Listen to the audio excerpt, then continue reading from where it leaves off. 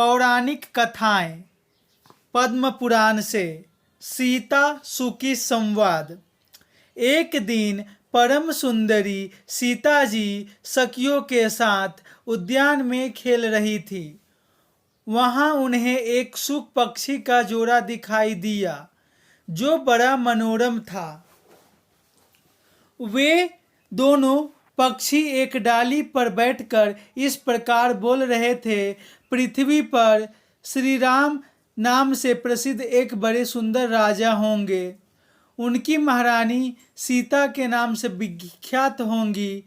श्री राम जी बड़े बुद्धिमान और बलवान होंगे। वे समस्त राजाओं को अपने बस में रखते हुए सीता जी के साथ 11,000 वर्षों तक राज्य करेंगे। धन्य है वे जानकी देवी और धन्य है श्री राम जी जो एक दूसरे को प्राप्त होकर इस पृथ्वी पर आनंद पूर्वक विहार करेंगे। उनको ऐसी बातें करते देख सीता जी ने सोचा, ये दोनों मेरे ही जीवन की मनोरम कथा कह रहे हैं, इन्हें पकड़कर सभी बातें पूछूं। ऐसा विचार करके उन्होंने अपनी सखियों के द्वारा उन दोनों को पकड़वा कर मंगवाया और उनसे कहा, तुम दोनों बहुत सुंदर हो, डरना नहीं। बताओ तुम कौन हो और कहाँ से आए हो? राम कौन है और सीता कौन है? तुम्हें उनकी जानकारी कैसे हुई? इन सारी बातों का शीघ्रातिशीघ्र बताओ। मेरी ओर से तुम्हें कोई भय नहीं होना चाहिए। माता सीता जी के इस प्रकार प्रश्न पूछने पर उन पक्षियों ने कहा, देवी, वाल्मीकि नाम से प्रसिद्ध एक बहुत बड़े महर्षि हैं जो धर्मज्ञों में श्रेष्ठ माने जाते हैं। हम दोनों उन्हीं के आश्रम में रहते हैं। महर्षि ने रामायण एक महाकाव्य की रचना की है जो सदा ही मन को प्रिय जान पड़ता है। उन्होंने शिष्यों को उसका अध्ययन कराया है तथा प्रतिदिन वे संपूर्ण प्राणियों की हित में संलग्न रह के उसके पद्यों का चिंतन करते हैं। उनका कलेवर बहुत बड़ा है। हम लोगों ने उसे पूरा सुना है। बारंबार उसका गान तथा पाठ सुनने से हमें भी उसका अभ्यास हो गया है। राम और सीता कौन है यह हम बताते हैं तथा इसकी भी सूचना देते हैं कि श्री राम जी के साथ क्रीड़ा करने वाली जानकी के विषय में क्या क्या बात होने वाली है। तुम ध्यान देकर सुनो। महर्षि श्रृंग ऋषि द्वारा कराए गए पुत्रेष्टि यज्ञ के प्रभाव से भगवान विष्णु, राम, लक्ष्मण, शत्रुघ्न ये चारों शरीर धारण करके प्रकट होंगे। देवंगनाएं भी उनकी उत्तम कथा का गान करेंगी। श्री राम महर्षि विश्वामित्र के साथ लक्ष्मण सहित हाथ में धनुष लिए मिथिला पधारेंगे। वहाँ वे एक ऐसे धनुष को जिसे दूसरा कोई उठा नहीं सकेगा तोड़ डालेंगे और अत्यंत मनोहर रूप वाली जनक किशोरी सीता को अपनी धर्म पत्नी के रूप में ग्रहण करेंगे। फिर उन्हीं के साथ श्री राम जी अपने विशाल साम्राज्य का पालन करेंगे। ये तथा और भी बहुत सी बातें हैं जो वहाँ रहते समय हमारे सुनने में आई हैं। संक्षेप में मैंने आपको बता दी। अब हम जानना चाहते हैं और हमें छोड़ दीजिए। कानों को अत्यंत मधुर प्रतीत होने वाली पक्षियों की ये बातें सुनकर सीता जी उन्हें मन में धारण कर लिया और पुनः उनसे इस प्रकार पूछा कि राम कहाँ होंगे, किनके पुत्र हैं और कैसे वे दुल्हा भेष में आकर जानकी को ग्रहण करेंगे। मनुष्य अवतार में उनका श्री विग्रह कैसा होगा। उनके प्रश्न को सुनकर सुखी मन ही मन जान गई कि यही सीता है। उन्हें पहचान कर वह सामने आकर उनकी चरणों में गिरकर बोली, श्री राम का मुख कमल की कली के समान सुंदर होगा। नेत्र बड़े बड़े खिले हुए पंकज की शोभा को धारण करने वाले होंगे।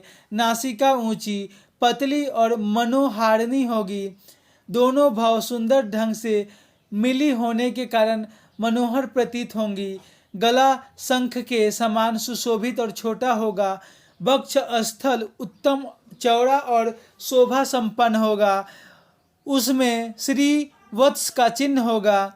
सुंदर जांग और कटिभाग शोभा से युक्त दोनों घुटने अत्यंत निर्मल होंगे, जिनकी भक्तजन आराधना करेंगे। श्री राम जी के चरणारविंद भी परम शोभा युक्त होंगे और सभी भक्तजन उनकी सेवा में सदा संलग्न रहेंगे। श्री राम जी ऐसा ही मनोहर रूप धारण करने वाले हैं, जिसके 100 मुख हैं, वह भी उनके गुणों का बखान नहीं कर सकता, फिर हमारे जैसी पक्षी की क्या बिसात है। परम सुंदर धारण करने वाली लवणमयी लक्ष्मी जी जिनकी झांकी करके मोहित हो गई, उन्हें देखकर पृथ्वी पर दूसरी कौन स्त्री है जो मोहित न होगी। उनका बल और पराक्रम महान है, वे अत्यंत ही मोहक रूप धारण करने वाले हैं। मैं श्री राम जी का कहाँ तक वर्णन करूं, वे सभी प्रकार से ऐश्वर्यमय गुणों से युक्त हैं। परम मनोहर रूप धारण करने वाली वे जानकी देवी धन्य है, जो श्री राम जी के साथ 1000 वर्षों तक प्रसन्नता पूर्वक विहार करेंगी। परंतु सुंदरी, आप कौन हो? आपका नाम क्या है, जो इतनी चतुरता और आदर के साथ श्री राम जी के गुणों का कीर्तन सुनने के लिए प्रश्न कर रही हो? सुखी की ये बातें सुनकर जनक कुमारी सीता अपने जन्म की ललित और मनोहर चर्चा करते हुए बोली कि जिसे तुम लोग जानकी कह रहे हो, वह जनक की पुत्री मैं ही हूँ। मेरे मन को लुभाने वाले श्री राम जी जब यहाँ आकर मुझे स्वीकार करेंगे, तभी मैं तुम्हें छोड़ूंगी, अन्यथा नहीं, क्योंकि आपने अपने वचनों से मेरे मन में लोभ उत्पन्न कर दिया है। अब आप इच्छानुसार खेल करते हुए मेरे घर में सुख से रहो और मीठे मीठे पदार्थ भोजन करो। यह सुनकर सुकी जी ने जानकी जी से कहा, साध्वी, हम वन के पक्षी हैं, पेड़ों पे रहते हैं और सर्वत्र विचरा करते हैं। हमें आपके घर में सुख नहीं मिलेगा। मैं गर्भिणी हूँ, अपने स्थान पर जाकर बच्चे पैदा करूँगी, उसके बाद फिर आपके यहाँ आ जाऊँगी। उसके ऐसा कहने पर भी सीता जी ने नहीं छोड़ा। तब उसके पति सूक ने विनीत वाणी में उत्कंठित होकर कहा, सीता, मेरी सुंदरी भार्या को छोड़ दो, इसे क्यों रख रही हो? शोभने यह गर्भिणी है, सदा मेरे मन में बसी रहती है। जब यह बच्चों को जन्म दे लेगी, तब मैं इसे लेकर आपके पास आ जाऊंगा। सुक ऐसा कहने पर जानकी जी ने कहा, महामते, तुम आराम से जा सकते हो, किंतु आपकी यह भार्या मेरा प्रिय करने वाली है। मैं इसे अपने पास बड़े सुख से अपनी सखी बनाकर रखूंगा।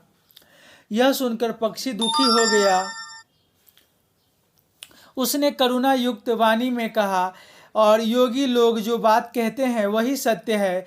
किसी से कुछ न कहे, मौन होकर रहे, नहीं तो उत्तम प्राणी अपने वचन रूपी दोष के कारण बंधन में पड़ता है। यदि हम इस पेड़ पर बैठकर वार्तालाप न करते तो हमारे लिए यह बंधन कैसे प्राप्त होता? इसीलिए मौन रहना चाहिए था।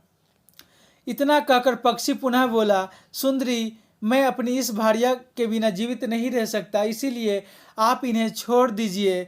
सीता, आप बड़ी अच्छी हो, मेरी प्रार्थना मान लो। इस तरह नाना प्रकार की बातें कहकर उन्होंने समझाया, परंतु सीता जी ने सुकी को नहीं छोड़ा। तब सुकी ने पुनः कहा, सीते, मुझे छोड़ दो, अन्यथा मैं शाप दे दूंगी। सीता जी ने कहा कि तुम मुझे डराती हो, धमकाती हो, मैं इससे तुम्हें नहीं छोड़ूंगी। तब सुकी ने क्रोध में, दुख में आकुल होकर जानकी जी को शाप दिया, अरे, जिस प्रकार तुम मुझे इस समय अपने पति से विलग कर रही हो, वैसे ही आपको भी स्वयं गर्भिणी अवस्था में श्री राम से अलग होना पड़ेगा। यो कहकर पति वियोग के शोक में उसके प्राण निकल गए और उन्होंने श्री राम का स्मरण और पुनः पुनः राम राम का उच्चारण करते हुए प्राण त्याग दिया। इसीलिए उसे ले जाने के लिए सुंदरी विमान आया और वह सुखी उस पर बैठकर भगवान को धाम को चली गई। भार्या की मृत्यु हो जाने पर सुख शोक से आतुर होकर बोला, मैं मनुष्यों से भरी हुई श्री राम जी की नगरी अयोध्या में जन्म लूंगा और इसका बदला चुकाऊंगा। मेरे ही वाक्य से उद्वेग में पकड़कर तुम्हें पति वियोग का भारी दुख उठाना पड़ेगा। यह कहकर उसने भी अपना प्राण छोड़ दिया।